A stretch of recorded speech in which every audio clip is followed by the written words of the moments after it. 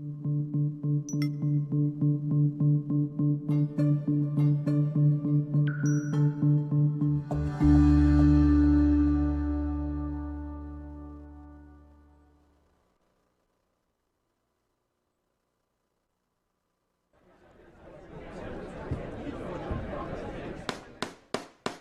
250,000. Now, but to get 275. High, but to get 75. 3. Now 300,000. Now 3 1/4. 325. High, but to get 3 1/4. But to get 325. Now half. Now but to get 300. And hello from Dallas. Welcome to the Mike McGavel Jones Show from the intersection of the North Dallas Tollway and the LBJ Freeway. And we are at Lincoln Center here in Dallas, and we want to welcome everybody to post Super Bowl Commentary. That's right.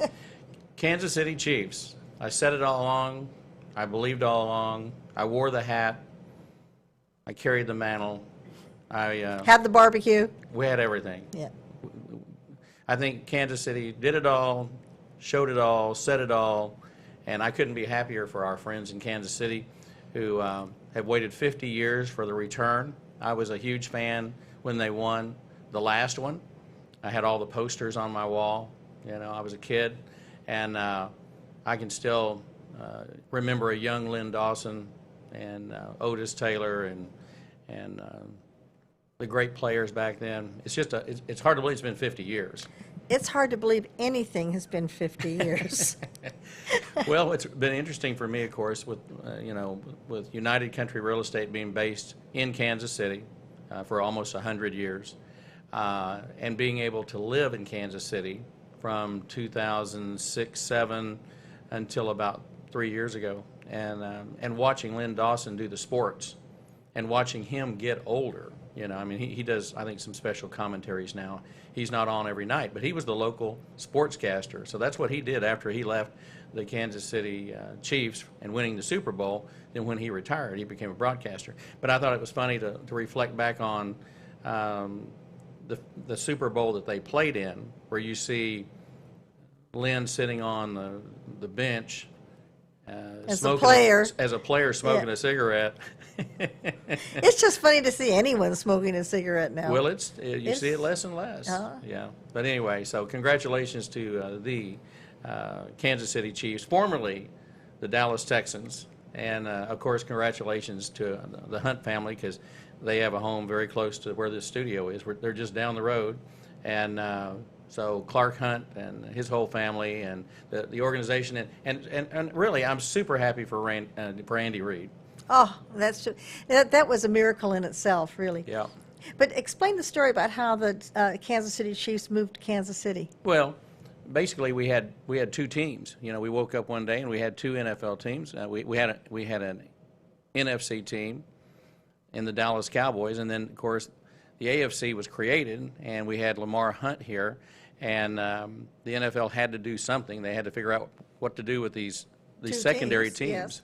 And so Lamar took the show on the road and took it to Kansas City. And of course, and Travis and I were talking earlier, and I was mentioning how the original helmets were the shape of the state of Texas. You know, you had they were red helmets. They may have had white too, but I remember the red helmets with the outline of Texas, and then the Chiefs or the Texans. It was the Texans logo, and so if you Google that, you'll find it to be quite interesting. The history of really the history of the AFC is quite interesting when you look at it, because of course Lamar, named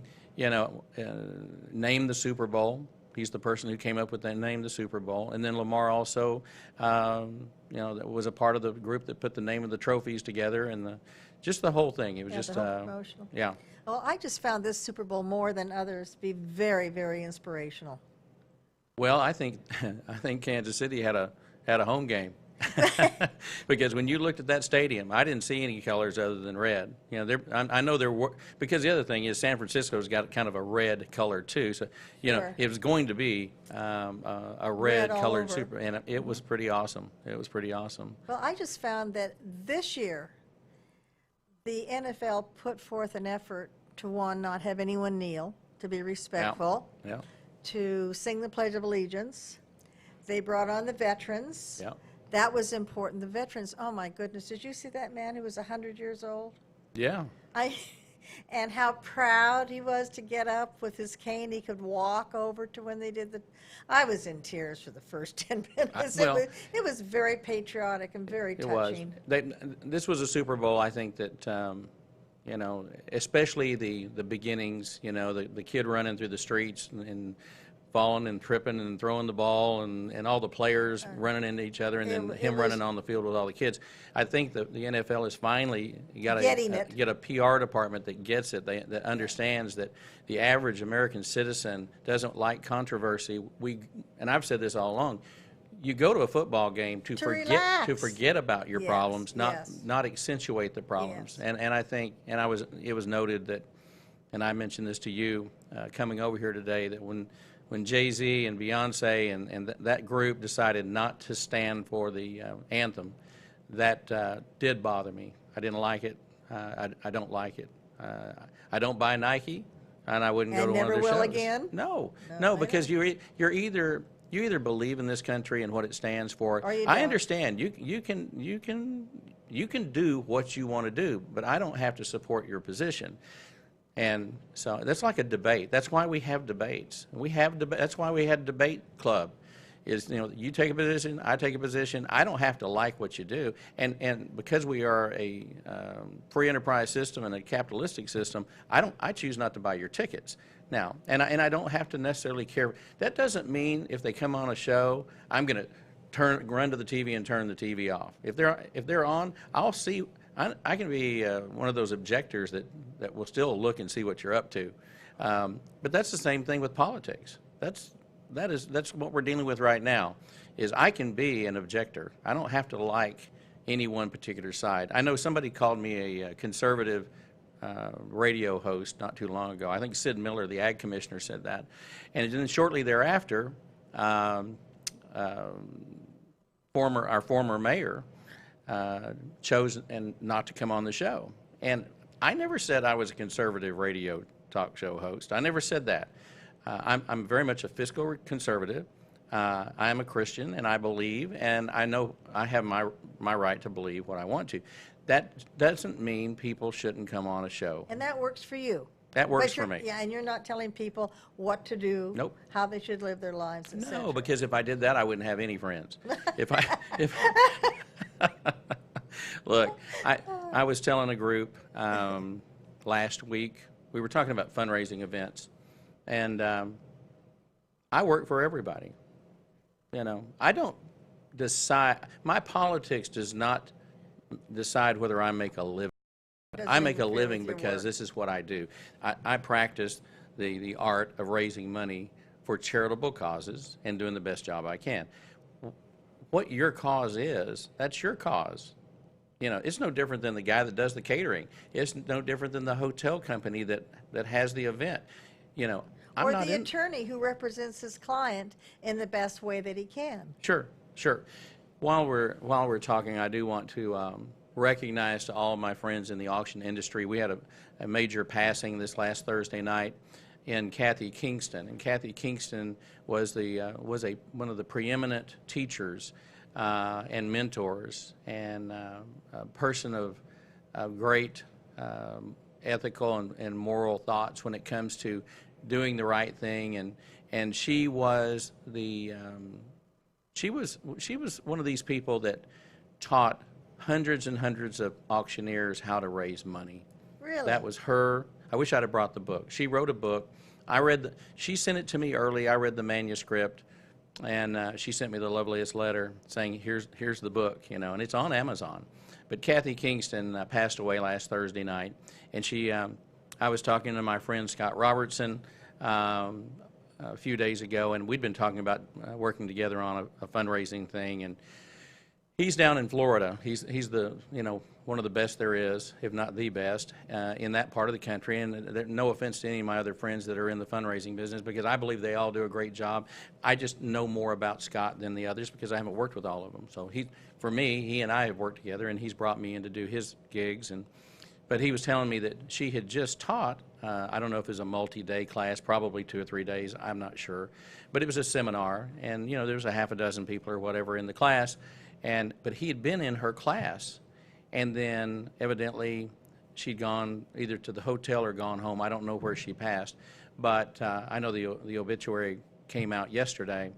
But he talked to her about 11 o'clock that night. Just, I guess, they were really close, and they like to discuss and cuss amongst themselves. He didn't agree with everything she said, and she didn't agree with everything he said, but they would work off of each other a lot. How many female auctioneers are there? There's a lot more than there used to be. I kind of measure that by Just generally, or in what industry? it's hard to say how many, because there is no actual measuring cup for that. However, I will tell you that today, if there's 10 people in a class, and 10, I'm using this as a number of measurement, if there's 10 people in a school, 3 or 4 are probably going to be women. So about a quarter to a third of all incoming auctioneers today are female. So great number of new ones. Cookie Lockhart, who's been on this show from Colorado, she was the first, really one, well, not the first, but one of the first. Certainly the first to get fully recognized, because she is in our National Auctioneers Hall of Fame. And our first female president was Christy King from Alabama. Where is your Hall of Fame? The Hall of Fame for auctioneers is located outside of Kansas City. There you go. Yeah, out in Overland Park, Kansas. And that's where the bronze portraits, I guess you'd say, that are in bronze. It's kind of like any other Hall of Fame, but I mean, it's, all the heads are there. And they usually will induct somewhere around 3, maybe 4 a year. And I think the largest membership we ever had was probably around 7,000 people, and then you know, that's changed somewhat in the last few years, but we now have probably 3 women in the Hall of Fame, maybe 4. I'm not sure. I'm not sure that count right now. But Christy King, our first president, I think she's in now, and we have, of course, Cookie, and then Pat Massert from Michigan, who was a great educator and a great motivator. She went in the same year I went in 2012.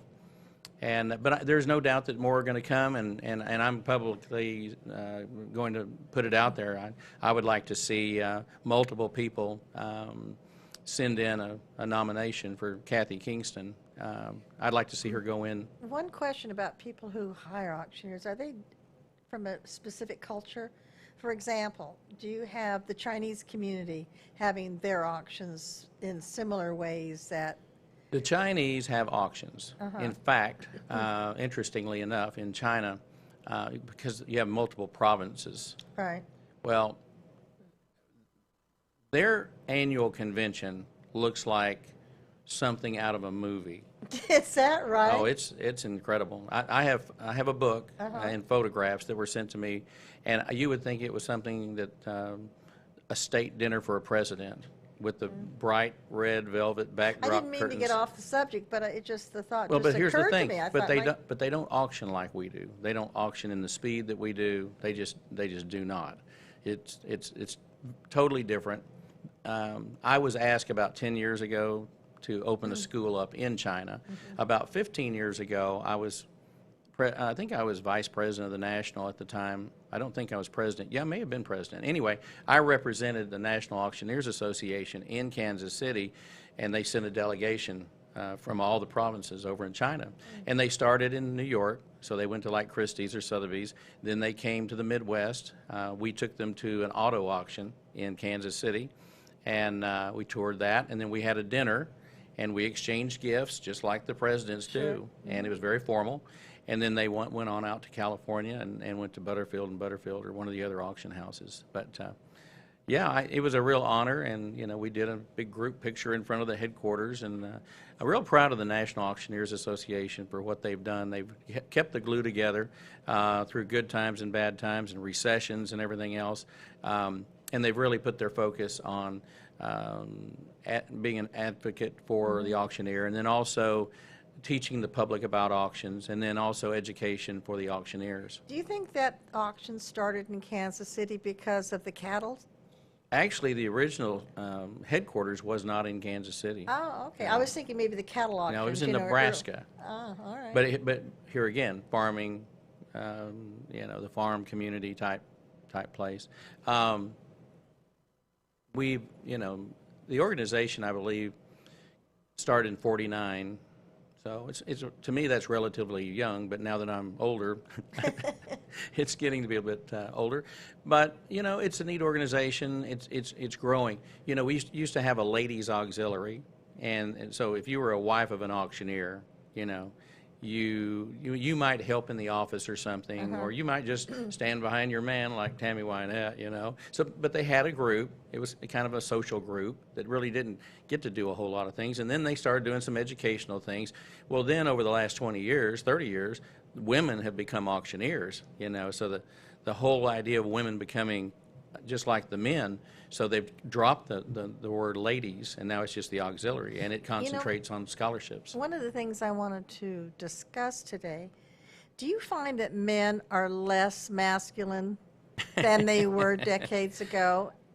Well, I'm glad you brought that up. No, seriously. How, You know, now, on that, before I go there, Yes. you realize we went right into this and never even introduced you today. oh, that's quite It's like all you're right. it's like you're my Ed McMahon. That's, So if only, right? so Beverley Bryann Hello. has written a book called The Best Cocktail Hour Stories, and we had Beverly on last week, and I decided the minute that I met her that I wanted to have her on more than once, and so this is round 2. And because we do venture down different roads, and you give us some new content, things that we haven't thought about, and you're asking questions about the auction industry that, quite frankly, the average U.S. citizen probably doesn't know a lot Well, about. I just find it interesting, you know. As far as the masculinity, I think that's interesting. I think because of the transgender stuff and all the things that go on in New York. Well, it's not even well, that. Well, I'm not done. Give me Yeah, a second no, here. carry on. I do believe that. I think that a person that is not as masculine today has the option to be more out there as more effeminate than before, and I think they're. I'm just going to tell you what I think. I think that the media, I think television, movies have changed the culture to the point that it's even confused some people as to what they are or who they are or how they want to be and how they want to act. And the educational system is part of it. Oh my absolutely, gosh, yes. absolutely. And the more urban areas, you're going to have more diversification. You know, I had heard this for many years, and I mean, look, this is my show, so I can say pretty much whatever I want to, and if somebody finds this offensive, then so be it.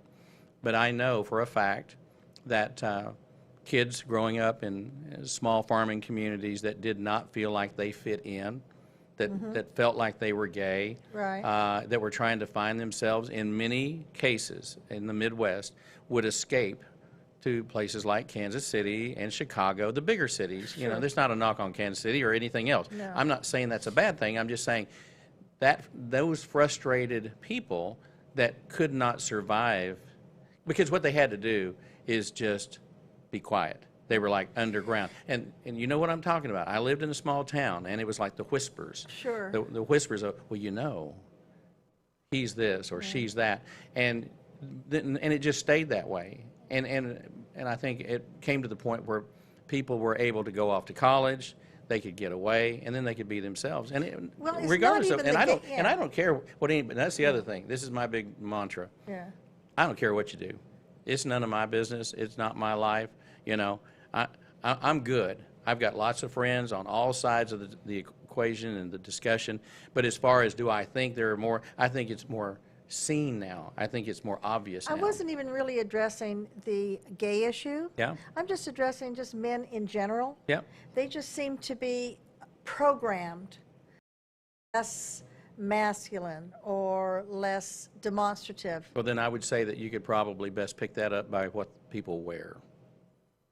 Yeah. Now, I'm telling you now, it's no different than if I go wash my vehicle and I look at how people dress and what people wear on airplanes, you know, and even shoes. People that don't wear shoes or don't wear dress shoes, and maybe the guys are wearing sandals, and I'm not saying you can't wear sandals. I mean, look, we've all got flip-flops and stuff, but I think time and a place. There's a time and a place for everything, and I just think everything is a window to who you are, and I think we have raised a society now that thinks pretty much anything goes.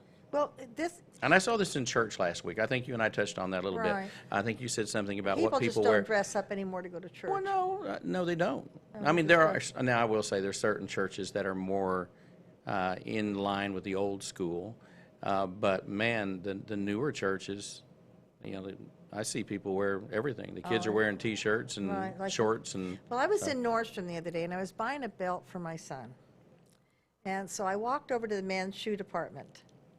And I was looking around, and I like shoes. By the way, gentlemen, if you want to get along with women, wear nice shoes, because we always look at your shoes, and that determines whether we want to be with you or not. It's just a fact. I'm just throwing it out there. Beverly, you should know. I'm just saying. Better than me. Yeah. Anyway, I was in there, and the salesman was showing this gentleman these shoes, and he kept saying, gee, I've got to take a picture and show my wife because I want to make sure she approves before I purchase these shoes. And I'm thinking, are all men so wimpy that they can't buy a pair of shoes without asking somebody permission? I don't understand that. I buy shoes. I don't ask for You permission. don't ask. I'm just saying, it just seems so odd to me. Yeah. That men would not have the kind of self-confidence in doing what they're doing Yep. to go out and buy a pair of shoes without having to say, well, dear, is this okay if I buy these shoes? Well, let me tell you something. That brings up an interesting conversation. So I'm watching and reading, and I'm watching the news this morning, and then of course I watched the game last night, and then I was. Where are the men? Where are you? Where are you? I was reading on Facebook the comments about the game, and there was one whole group of people that I know. You had people saying, "Great halftime show." Oh, I loved it. I thought J-Lo was fantastic. Okay. Now, but now here's a little further right Christian view of this. Women. Now, look, I'm not picking a side on this. No, I understand. You're just. I was explaining. entertained, but I did find the poll interesting. You know, I think the clothing was interesting. The choices were interesting. We went from a conservative kids show. Right, to a nightclub venue. To a nightclub venue. Yes. And I know everyone younger loved J-Lo and Shakira and all that stuff. I get it. I was entertained, you know. It doesn't take much to entertain me. I'm not. I thought they you know did what a I mean? fantastic I like job to go to there, yeah. plays in New York. I like to go to musical events. That was entertaining. I like to see 50 people dance well in time together. I think that's amazing, a chorus line type thing. I think the poll may have been a little bit much. I think some of the attire is a little risque. However, if you pay $4,000 or $5,000 to go to a show, that's the show. And when you're talking about the biggest names in show business, Yes. this is what you're going to get, and especially in today's world. So I'm fine with it. I just found it interesting to see I love all the opinions. That's one thing about Facebook and some of these other places. Social media is so fast, and they judge quick, and they type sometimes even before they know what they're talking about. And I thought it was very interesting, the diversity of the opinions of the show. And but that's what's great about America. You get to pick and choose what you like and what you don't like. I thought the biggest lesson that we took yesterday, and it's kind of a life's lesson, was that, you know, you're looking at the third quarter and you're thinking, my goodness, the Kansas City Chiefs are behind. They're behind 10 points. Yeah. How are they going to pull it out? Because this was such an important game to them because of their coach and because of the 50 years and so on. And they just got it together. I never had a doubt. I never was afraid that they weren't going to pull it off, because that's what they built their season on coming back. They have, and coming back in a big way against long odds and high scores. But I've got to tell you, it was just so inspiring to all of us who might in some way in our life think, oh my goodness, you know, how are we going to pull this out? How are we going to be able to succeed when we're so far behind? Well, look at the Kansas City Chiefs. Yep. They did it. Well, and then the other thing with the Hunt family, and I love this about them, you know, they flew all their people to that game. They flew 2,000 people. No. Yeah. They're season ticket holders? They flew their staff. Ah. They flew everybody that worked for the organization. Clark paid to send them out there. Now that's saying something. Well, I bet he did something for the ticket holders, to their season ticket holders. I bet he gave them some kind of Well, you know that the parties and things that discount. were going on, because, you know, I've worked 5 Super Bowls over the last 20 years for the NFL Players Association, and have did Jacksonville, did 2 San Diegos, did a New Orleans, and so anyway, so on and so forth. And there are so many parties and events. That's really what the people are. They were there for the game, but the lead up is something unbelievable. It is unbelievable, and there's endless parties. And depending on how much money you got, it's going to determine on how good a time you have. Well, I bet Dickie's Barbecue had a lot of barbecue going out. I bet they did. I bet they did. You know, I'm just tickled for them. I'm just tickled for Kansas City and you know, and it's fun to see a Midwestern team win. That's another thing. I like to see the Midwest do well, just because I know that they don't get the attention that New York and California, you know, of course the Cowboys, you know. My prayer for my sports is the Cowboys and the Chiefs. Fantasy. That's that would be my game, would be the Cowboys and the Chiefs. And you know, if the Cowboys could have gotten their act together, and they had the talent. And they may next year. They may. I'm not holding my breath. One thing about those of us here in Dallas, in the Midwest, I think we're getting tired of the coastal influence and the bullying and all the things that they want to do with us, trying to change our thoughts and our way of life. We have a mutual friend, and I'm not going to mention his name, but you know, I'm looking into his property right now near San Francisco, and it's, you know, it will be listed in the $5.5 to $5.6 million range, and we'll do it through United SCS, Strategic Client Services, and our offices out in California.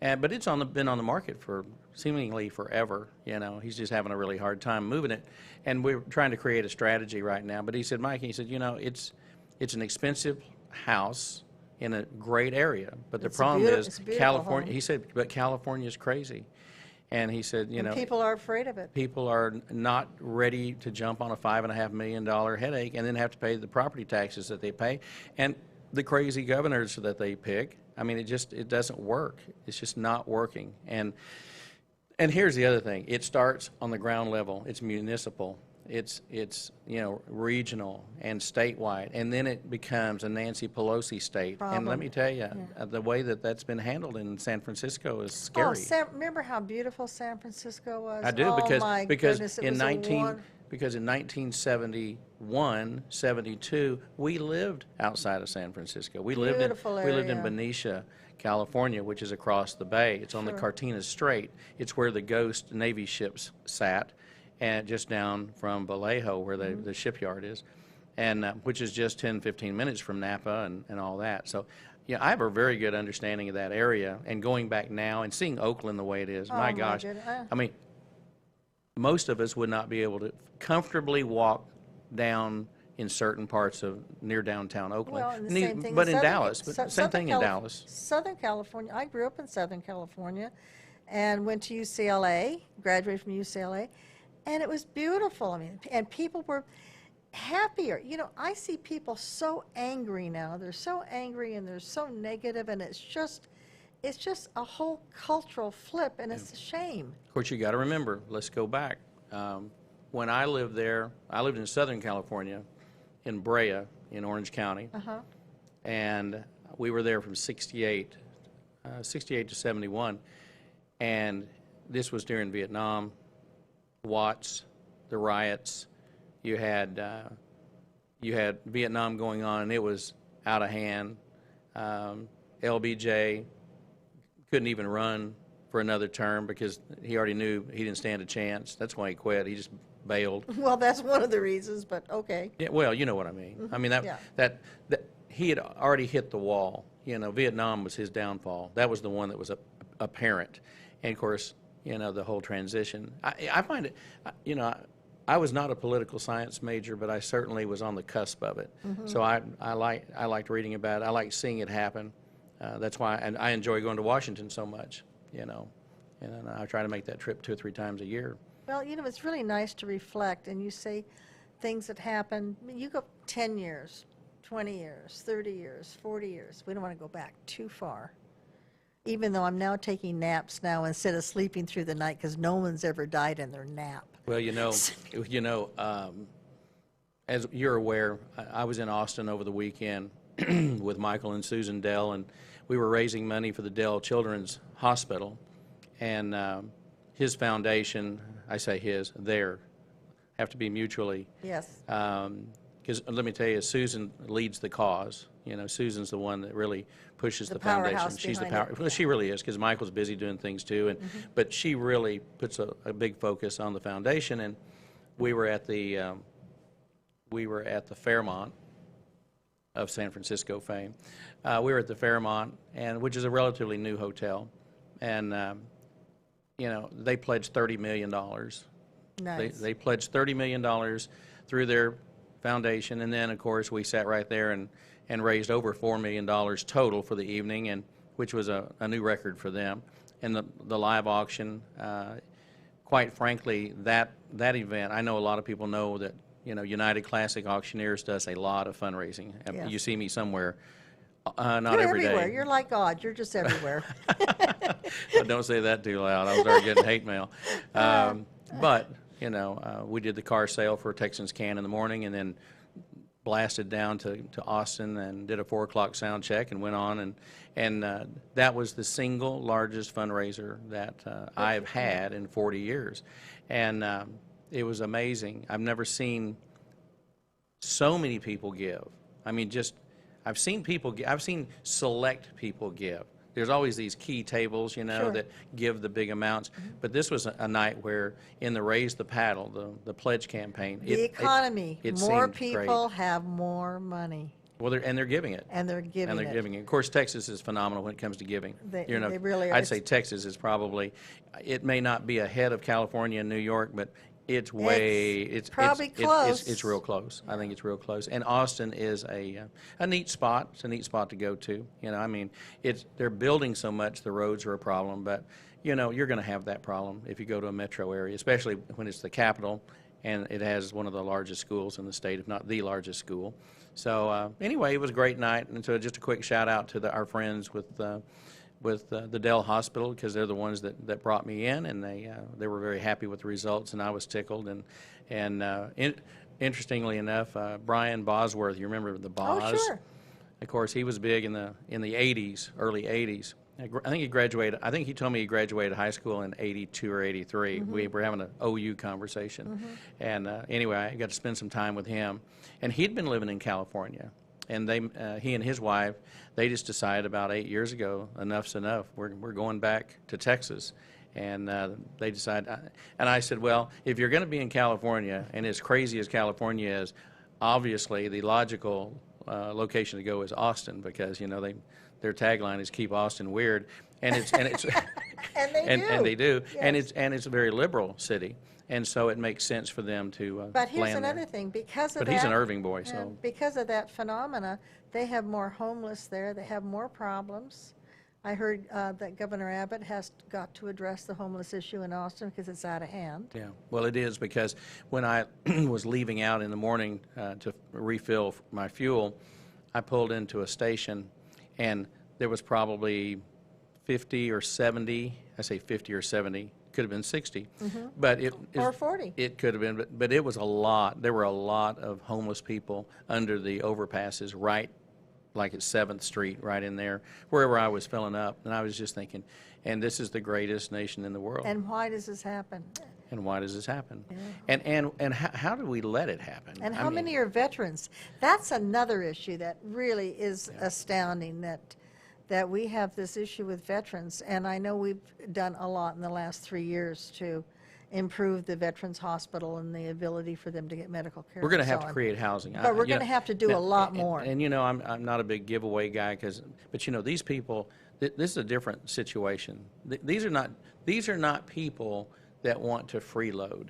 They're not getting food stamps. They're not getting assistance. They're not on the government. they're under a bridge, and they're not, and that it's poverty conditions. Those people, we have to find out a solution for that. And I would challenge. Well, of course, the governor's aware. He knows. He has to look at it every time he drives down the street. But, I challenge Senator Cornyn, who's a friend. John Cornyn, our senior citizen. He's our senior senator. He's our senior senator. And then, of course, Cruz.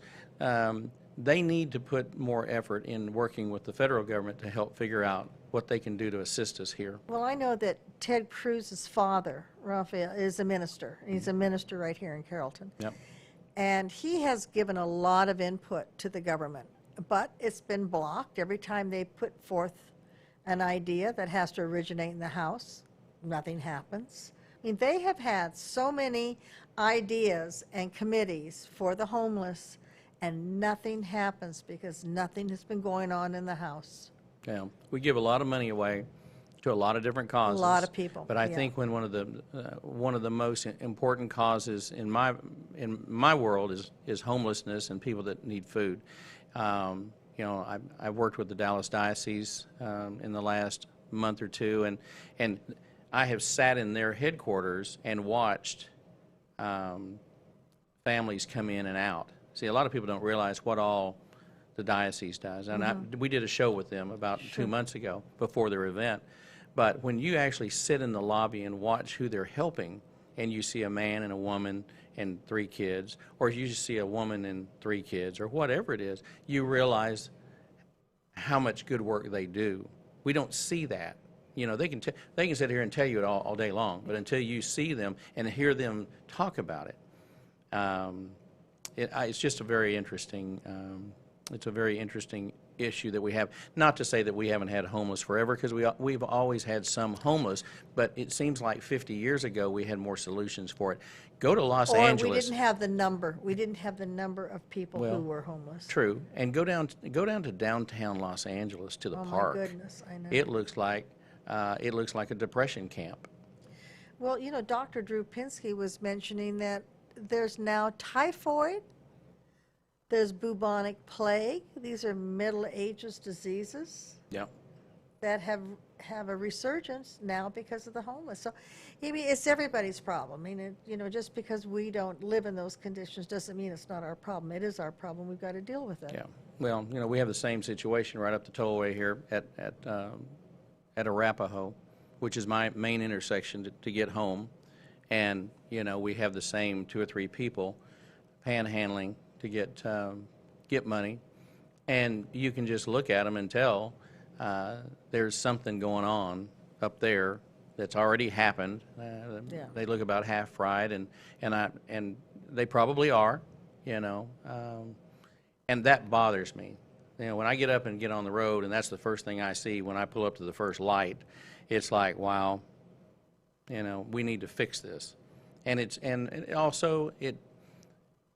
they make a big mess. There's stuff everywhere. It's out of hand. We've got to figure out something to do. The city but that's a city thing too. The city has to make a decision.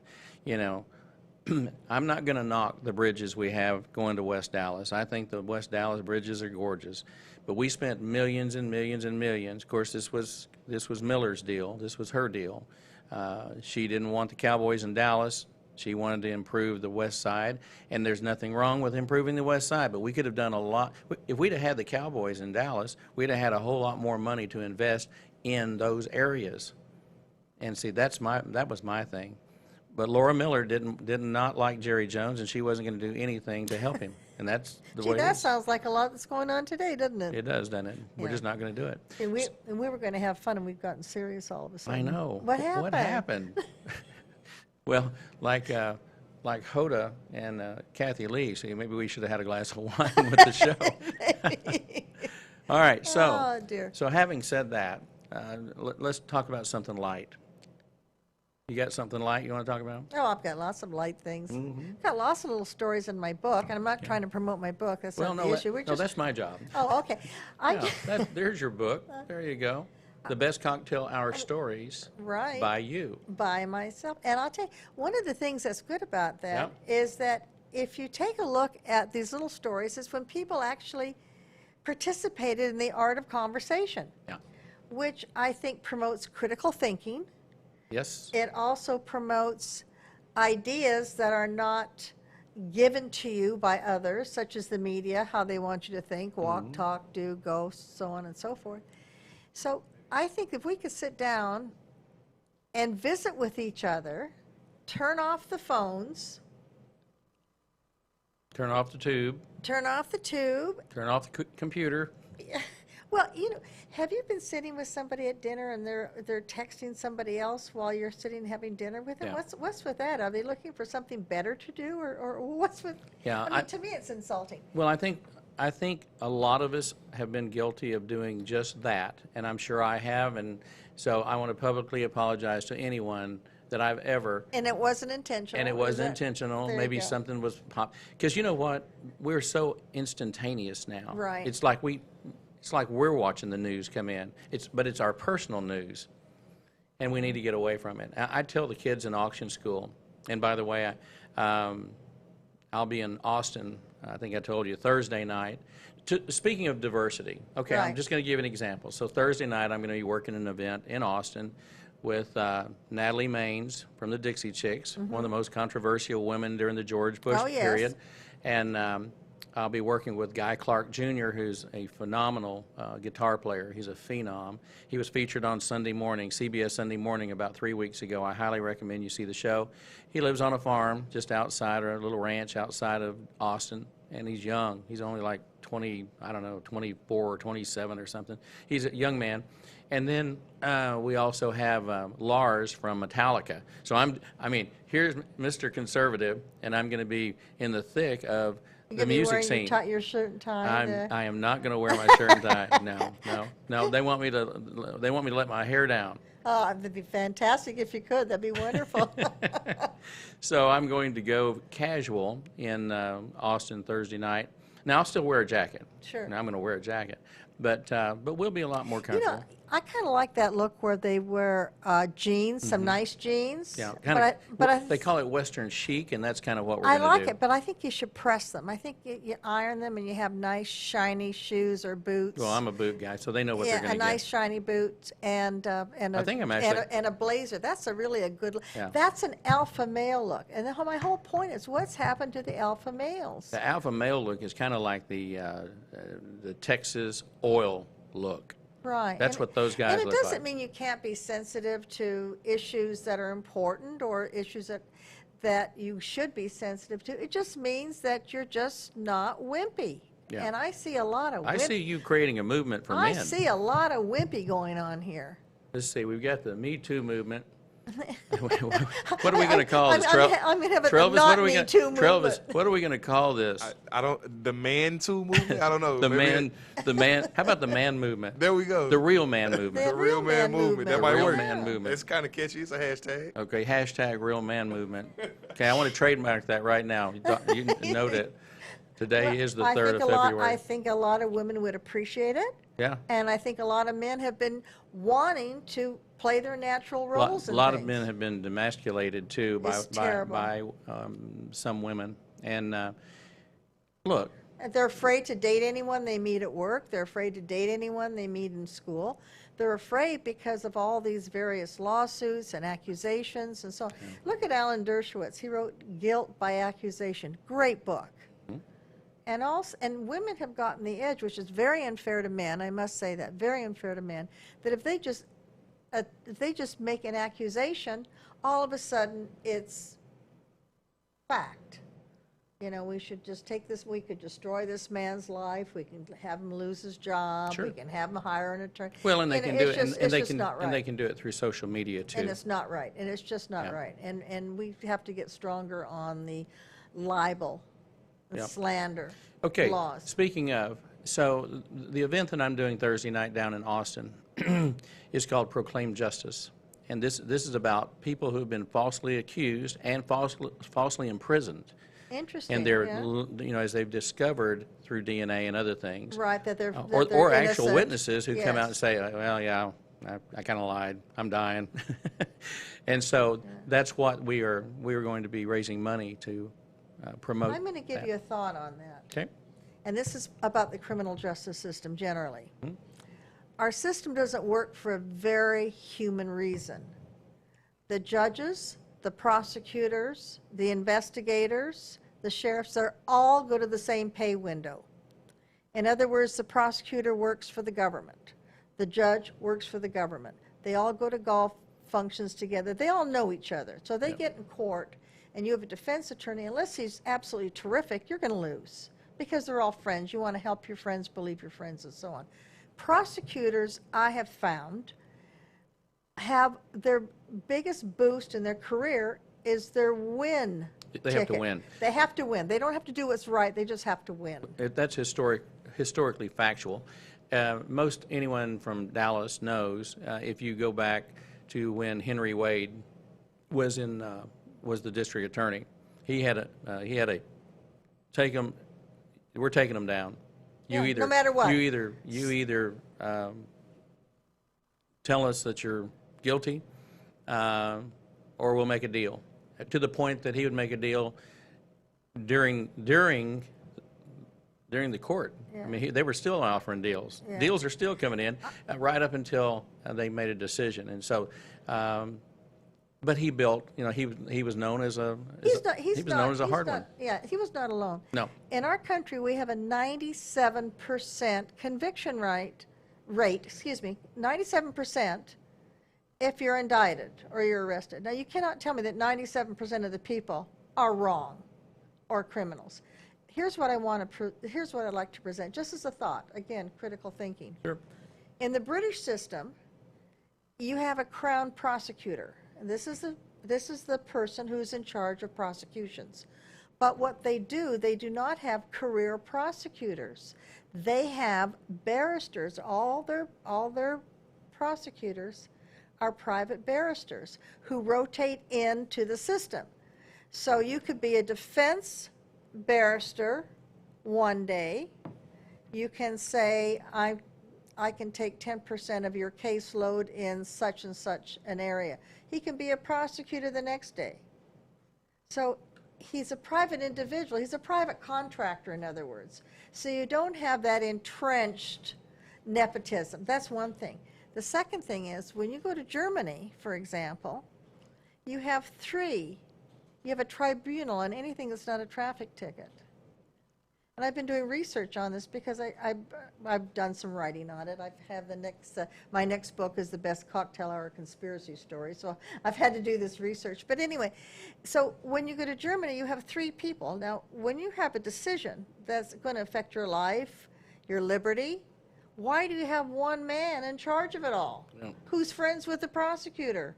Who knows the investigators? Yep. It's just 90, It's a setup system. It's a setup system. It's 97%. So my thought is, if you were going to, and out of that tribunal of judges, two have to agree. So if two agree and one does not, you're still going to have to go with a two. But at least it gives you the flexibility of not being at the whim of one person who may have had a terrible day. Yeah. And you're going to have a much worse day. Yep.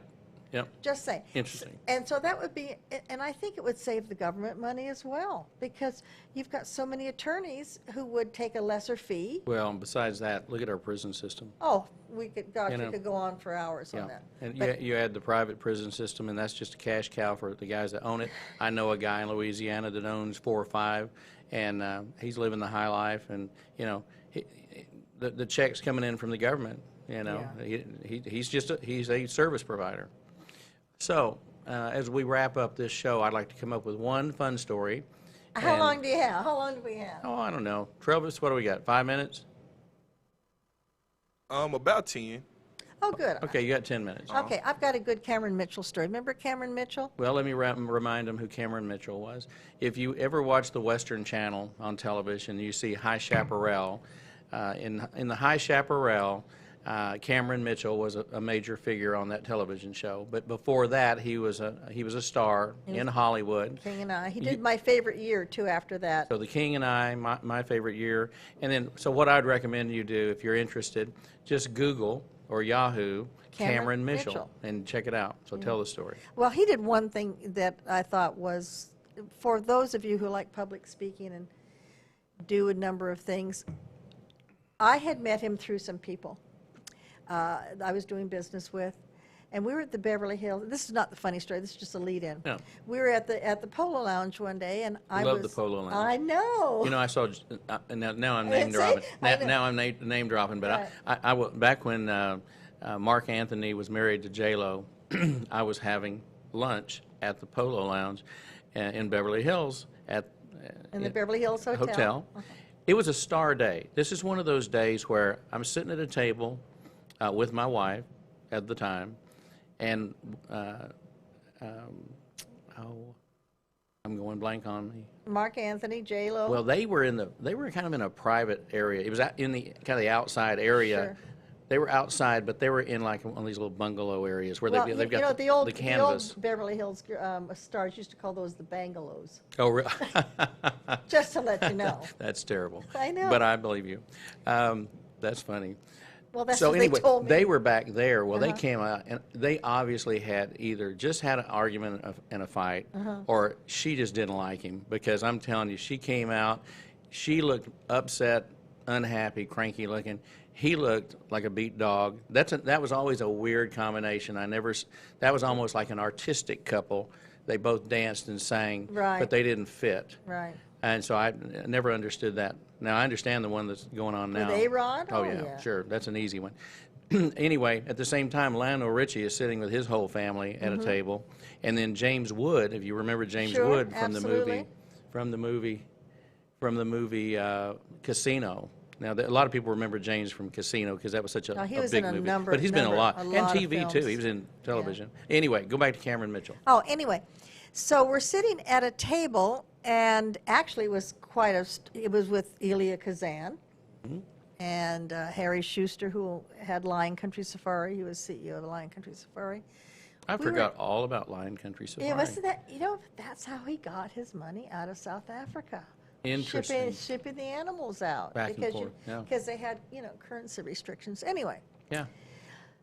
so we were just chit-chatting, art, again, the art of conversation. And he said, "Why do you drop your G's?" I said, "Excuse me?" He said, "Well, you seem like an intelligent person. Why do you say walking, going, doing?" I was so embarrassed. I've got to tell you, I was so embarrassed.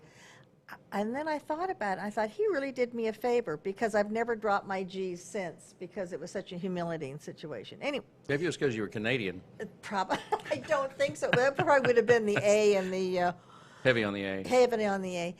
But so I took over kind of helping Cameron Mitchell, because he had children. He was going through a tough time. So he was married to Joanna Mitchell, who was a very wealthy heiress of Continental Packers in Canada. Their head office is Saskatoon, which is why Saskatoon has a huge art collection. So he has 4 children with Joanna Mitchell. He divorces her and marries Lissa, a 17-year-old he met on Carousel somewhere. She was a dancer on Carousel. He was hanging around somewhere. Anyway, he marries Lissa and has 3 children. Well, whenever they'd have a fight in California, she would call up and get him committed for 3 days. Because if you were a wife, you could do that, or a family member. Wow. You could do that. So he calls me, and he says, "I'm in the Norwalk mental facility, but I've got to get to Vancouver to see one of his other children, because I have a part." This was where I was getting, Elia Kazan offered him a part, which was kind of a get back into show business, great part. But he had to be in Switzerland in 2 weeks to start the filming. So, and actually it had been arranged by this friend of mine, because nobody wanted to, he was drinking then, a lot of issues. He was known for that. I remember. And he was, yes. It wasn't a rumor. It was not a rumor. So he called me and he said, "I'm at the Norwalk mental institution because Lissa's just had me committed for 3 days, but I've got to get to Switzerland or I'm going to lose he's going to lose his part." And they had the insurance and so on. I was going to get a commission for it as well, so I had worked pretty hard on getting that done. So I said, well, what are you going to do? He said, I think I can leave from Vancouver. Now, he just had his pajamas on and his trench coat, like the Peter Falk trench coat. He rents a car. He sneaks out of the mental hospital, rents a car, and drives to San Francisco, gets a flight to Vancouver, calls me from San Francisco and said, I'll meet you in Vancouver. I can get a flight there. Bring some money. Okay. This was before it was so easy to move money, too. People don't realize the hoops you had to go through 40, 50 years ago. Well, just bring some money, because he obviously didn't have any money, and he had just been, taken away to the mental hospital. They just took him out of the mental hospital. They just took with his jammies. So he has his pajamas and his trench coat. He's on an airplane to Vancouver.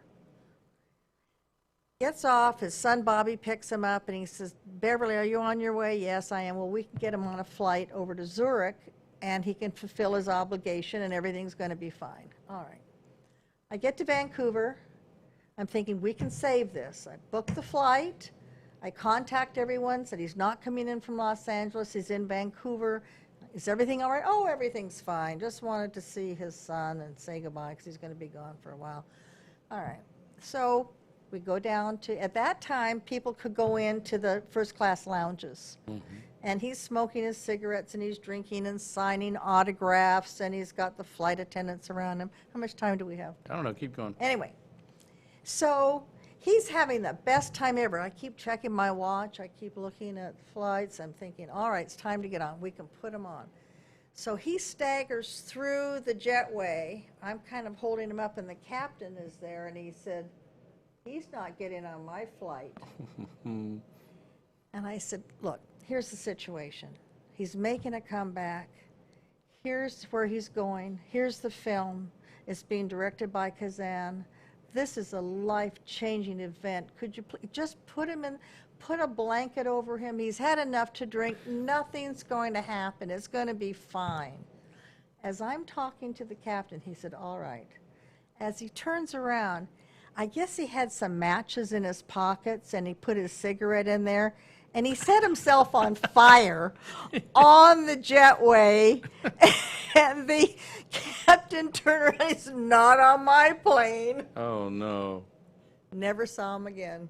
I walked on. You never saw him again? I was so, well, can you imagine? I'd made. You've gone all the way to Vancouver? Well, I'd vouched for him with very important people. Yeah. Coverage and everything. Covered him in everything, did all I could, and there he is, lighting him. He had flames coming out of his pocket from the matches. Flames. You can't make this stuff up? You can't make this stuff up. Anyway, so that's the Cameron Mitchell story. I like that Cameron Mitchell story. Well, there's a lot more stories than that. And they're true. My goodness, that's what I love about it. So we've got stories about Henry Kissinger. We've got stories about Don King and Charlie Finley that used to own the Oakland A's. Mickey Mantle, there's a million of those. I've got one too. Marlon Brando, Edwin Edwards down in Louisiana. Oh, that's a good one. And you and I were having dinner this was 3 or 4 weeks ago, and it was over at Kenny's Italian, and we were having a discussion about some of these stories.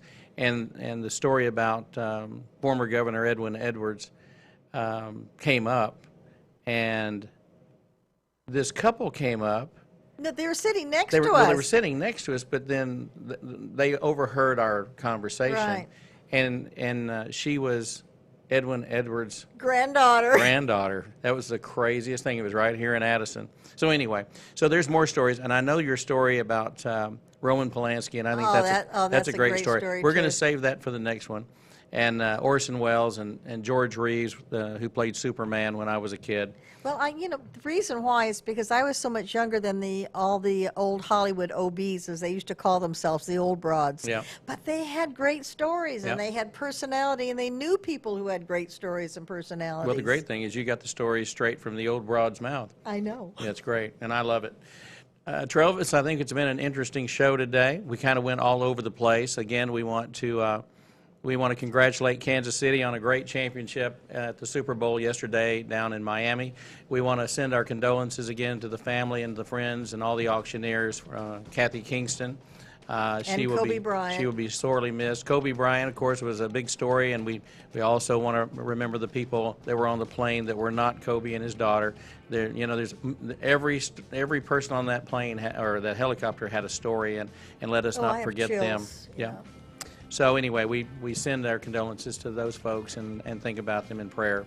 Once again, I think we had a great show, and Travis, on behalf of everybody that's been a part of this one, you included, and Beverly, glad to have you on again. Thank round you. two. Round two. And we'll Getting do it. ready for round three. We'll do it again. All right, on behalf of everybody that's been a part of this one, from the Lincoln Center in Dallas, Texas, at the corner of LBJ Freeway and the North Dallas Tollway, I'm Mike McGavel Jones, and we'll see you next time. God bless. Take care. We bid you adieu from Dallas.